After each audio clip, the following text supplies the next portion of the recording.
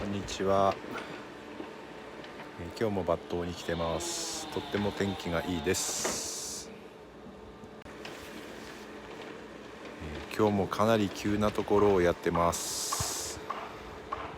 ちょっとロープで命綱をして抜刀しています。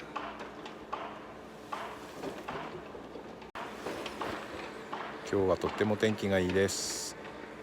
怪我のないように頑張ります。今日も頑張ります。